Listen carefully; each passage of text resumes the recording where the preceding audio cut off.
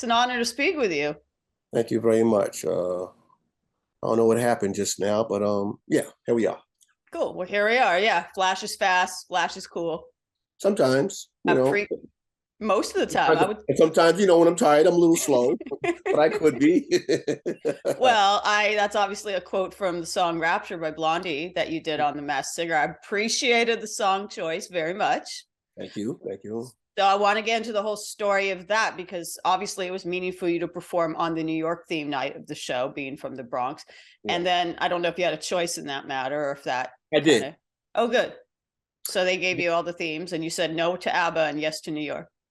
Okay, well, first of all, let me just say this. Your name is, let me write, I like to know who I'm talking to. My name's Lindsay. My name is Lindsay.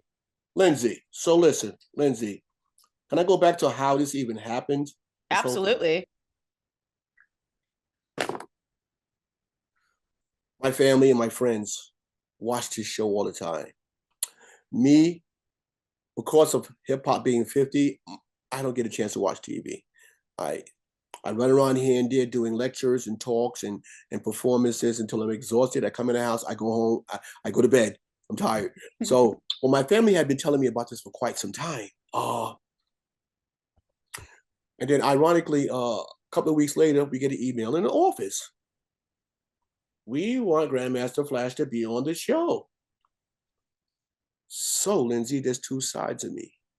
There's the adult responsible side, and then there's the childlike side. So we're reading the email, and then we call them, we start talking. So my adult side says, I'm too cool. What? I will never do this show because I'm too cool. I'm not wearing them outfits. I'm not doing this, that. And then I said to myself, wait, my childlike side kicked in. And when I'm stressed, this is what I do, Lindsay. I go to my children, because all my children are grown and they have children, or my friends who have children. I go to their houses and I play with their children. I get down on the floor, I color, I paint, ABCs, I count. And these are my friends. It's Blake and it's Stella and it's Sachi and it's Sai and it's Journey and it's Bishmi and Benaya. And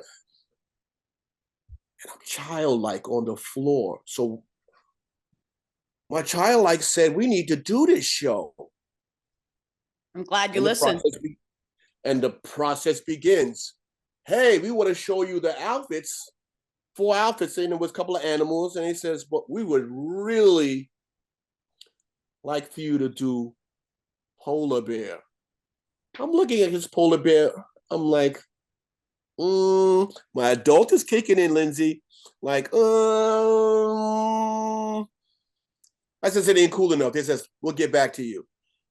They showed me polar bear again. This time he has a gold chain on. I'm like, oh, okay. And then I'm like,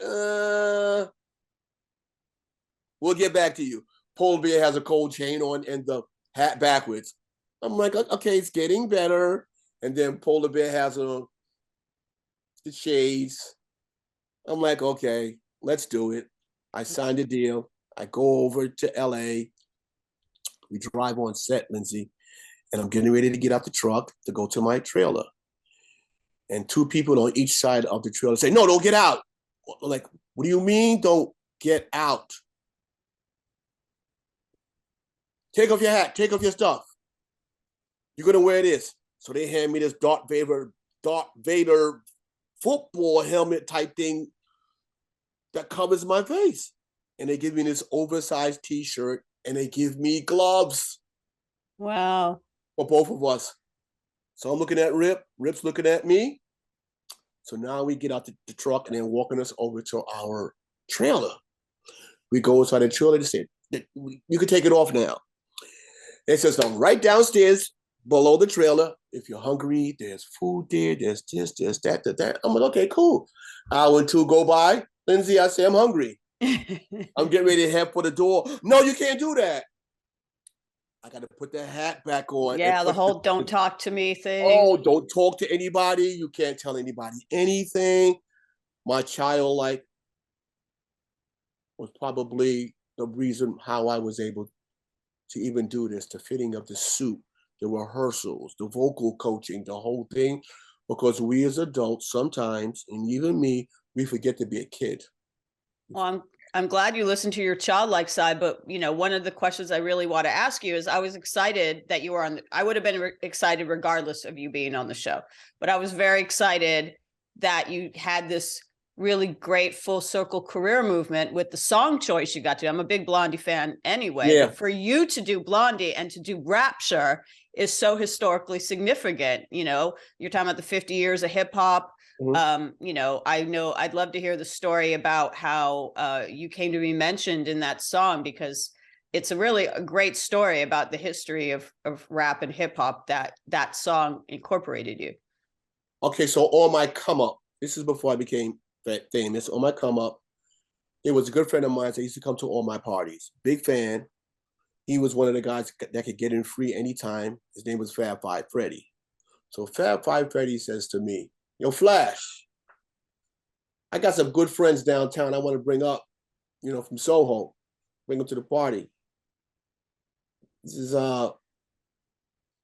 Blondie.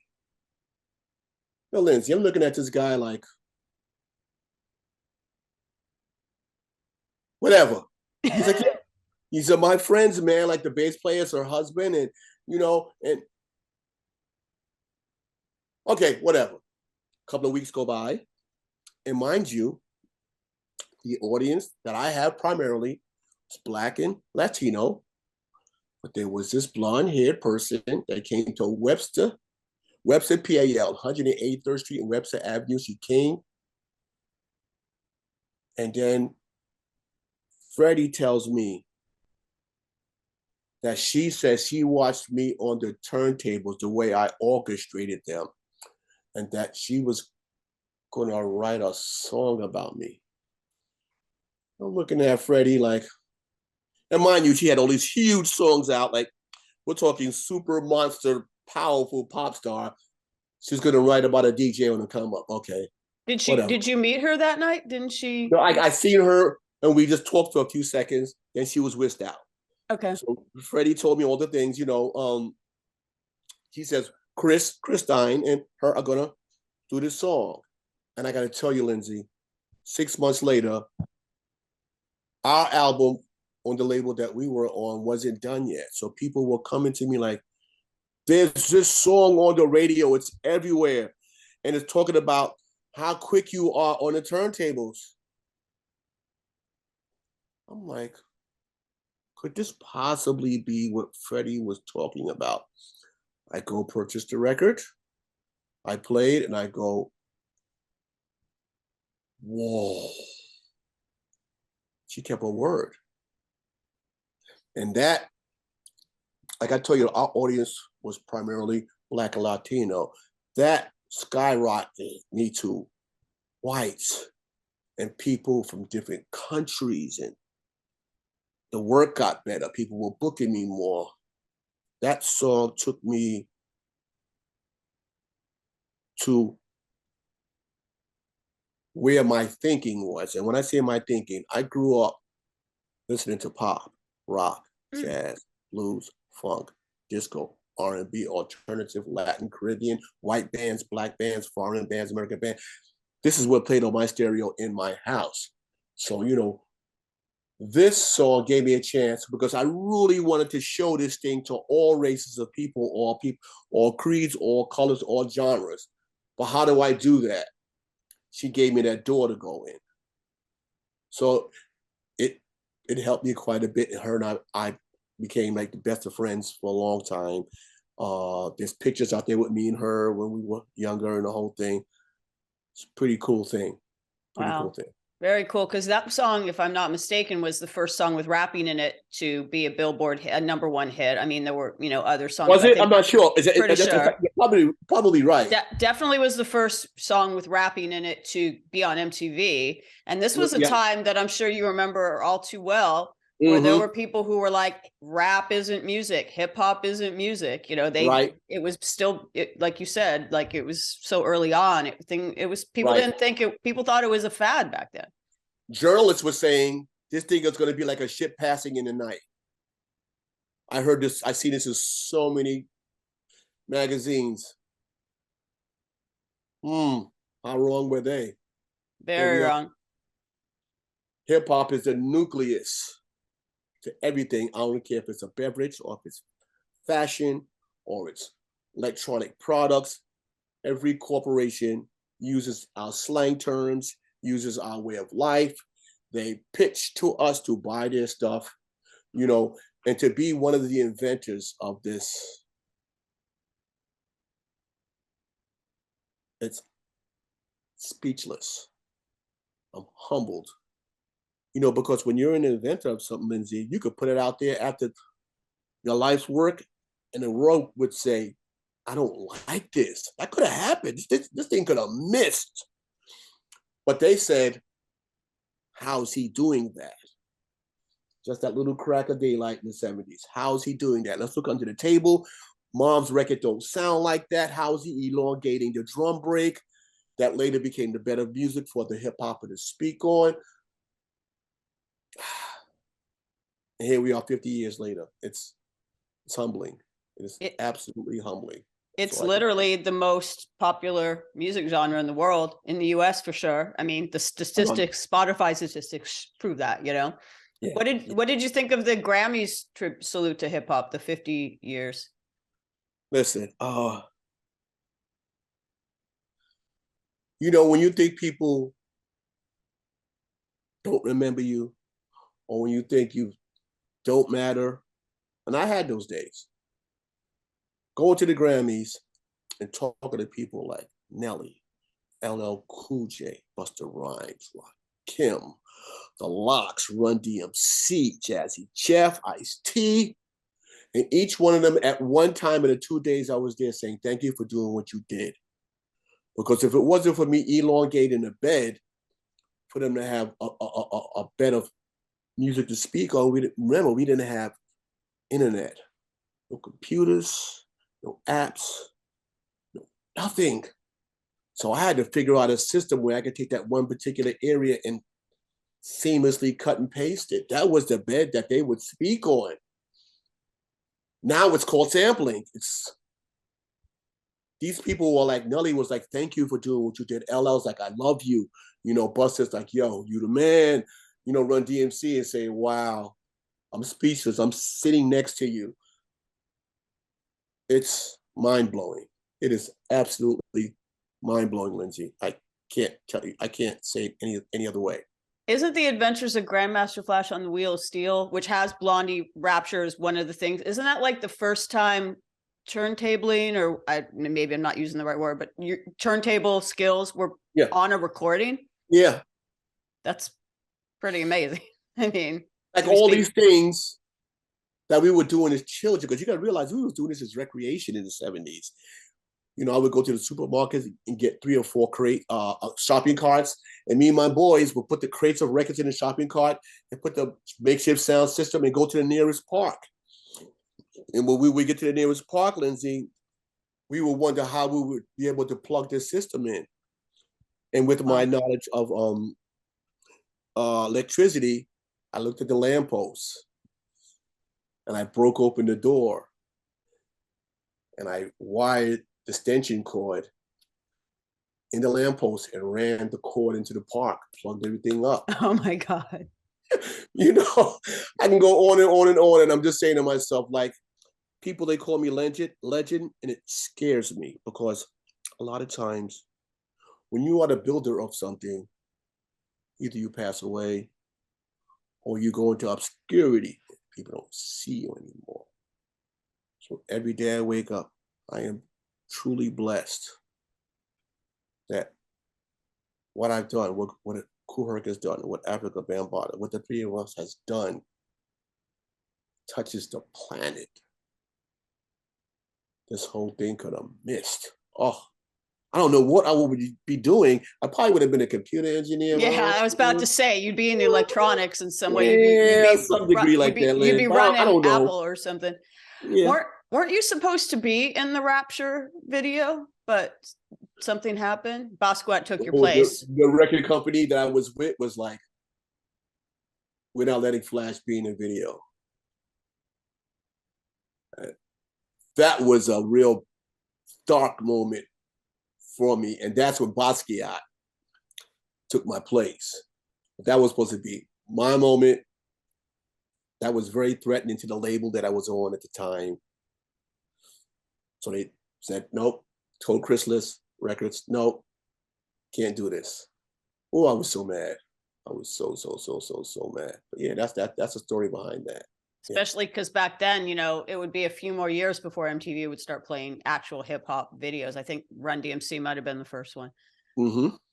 So yeah, that is kind of a drag. But you said you stayed in touch with you know, that you were friends with Blondie after that. Do you know if they saw you on The Masked Singer singing Rapture? You know, I'll probably call them this week or next week and just see. I'm sure Freddie will call me, you know, because remember, I couldn't tell anybody. And a lot of us are very busy people, so we probably didn't see the advertisement on TV or whatever. A lot of people are probably going to catch it now because I've done so much press in the last 2 days, you know. But a lot of my friends, a lot of my artist friends, one of them said, I was sitting down eating dinner with my wife and I almost like dropped my plate. Oh crap, that's Flash, you know, because I wasn't allowed to tell anybody. Yeah. While we're talking about Rapture, Chris Stein, 50 years of hip hop anniversaries, this year marks the 40th anniversary of Wild Style, which is pretty much widely regarded as the first major hip hop movie. And Chris Stein worked on the soundtrack and the score that you're in. Yes, I want to ask about your memories of that film, because that came before Crush Groove, Tougher Than Leather, any of the rap movies. I'm already in talks with them of us coming together and doing something with the Wild Style thing, because, you know, you got to look at this year from January 1 to now. It's like planning this gigantic super duper wedding. People from around the world is going to be coming. When the weather breaks, we've got concerts and lectures, and there's so many things that's going to be happening in the Bronx, you know. So for me, Wild Style, from a movie's perspective, is everything. And the strange thing about it is, I remember when we were shooting this in this band, in the band shell downtown in Manhattan, they had to get the recording equipment back the next day because they didn't have the funding to rent it for another day. Oh, wow. So they took me home because we couldn't film my part at the band shell. And I remember them taking me home. And then some of the people in the van had to use the bathroom.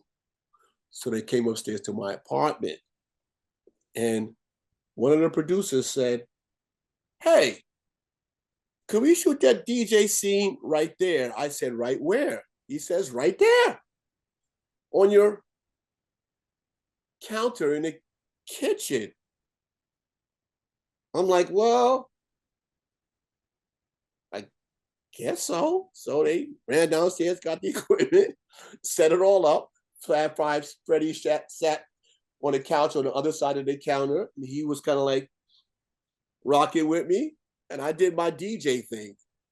And that became one of the biggest scenes in the whole doggone movie. Like, how many takes? How many takes was that scene? We must have did it maybe 3 or 4 takes. Oh, that's it. Wow. That's it. He got what he had. He got the equipment back to the rental place, and he had his film, and he glued it together, and then he showed it, and that scene became the iconic scene. It's pretty. But it was amazing. A throw together, like really last minute. Sometimes that's works best that way, when you don't overthink things, or you just, you know, go with your gut, I guess. Since we're talking about your legendary status and you opening doors, you are the first hip hop artist to get into the Rock and Roll Hall of Fame. And that took a while. It was till 2007. And I think that opened the doors for everyone that's followed, you know, Run DMC, the Beastie Boys, NWA, Tupac, Biggie. This year, we finally, I hope she gets in. I've already voted, in full disclosure, I voted for her, but Missy Elliott is nominated. She's the first female hip hop artist to be nominated. And I'd love to talk a little bit about you before I let you go, about the fact, we were talking about how it took a while for hip hop to be recognized as an art form that was here to stay, about the fact that you were the first hip hop artist to get into, a lot of people say it's Rock and Roll Hall of Fame, it should just be rock artists. I disagree with that. Very much so. But can we talk a little bit about how you opened doors in that way in 2007? I think it was Jay-Z, who's now in the hall himself, who inducted you. Well, I remember, what was it, 2005? There was rumors bubbling in the streets. We're going in, we're going in, we're going in, we're going in. Didn't happen. 2006, streets is bubbling again. Rumors. We're going in, we're going in, we're going in. Didn't happen. To this day, it's a mystery.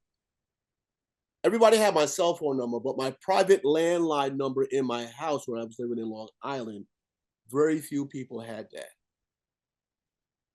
I get a phone call on a Sunday, early evening, on my private landline. And to this day, I don't know who it was.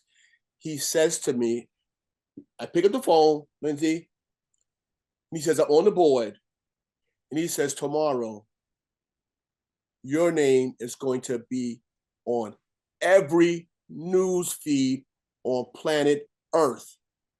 You're going into the Rock and Roll Hall of Fame. Now, mind you, I've been psych 2005, psych 2006. So this strange voice on the phone, he says, you're going in. He says, 7 o'clock in the morning, you will be on every morning news, every so-and-so, every so-and-so. I hang the phone up, went to bed. I'm getting phone calls, 6:45 in the morning. Flash, you're on CNN. You're on NBC. You're on CBS. You're on this, you're on that. I'm like, oh, we're going in. We're officially going in. And mind you, the band has been disbanded for years.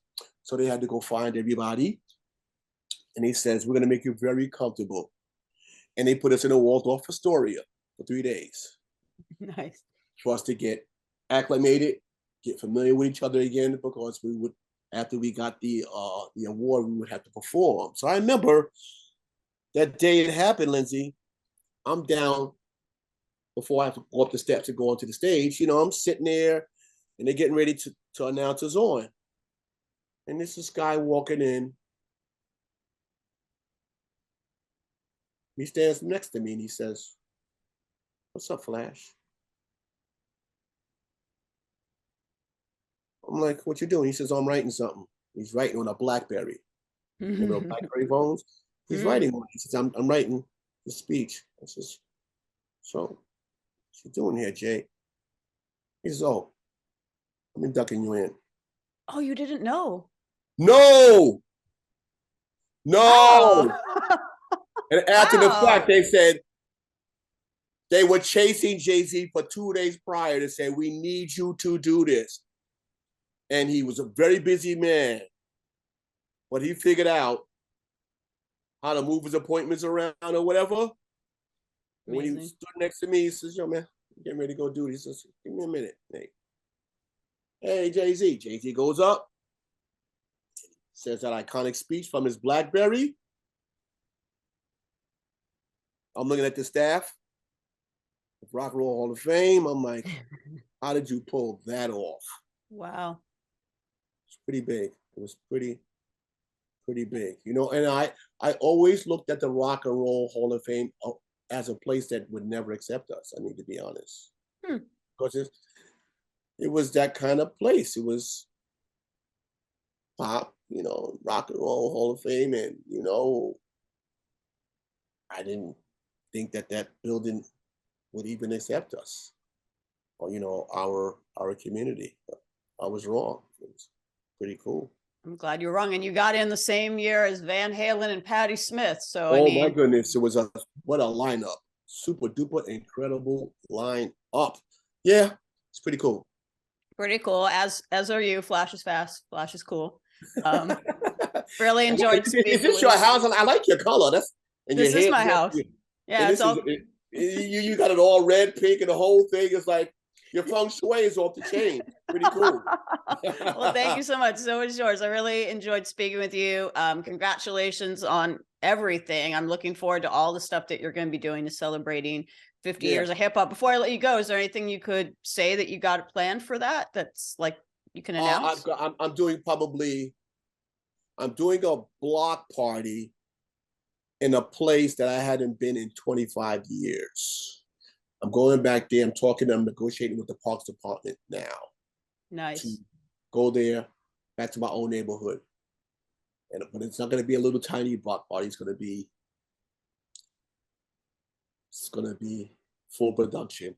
And I'm going to get my musical gunslingers, the best DJs, to come play with me in August. Wow.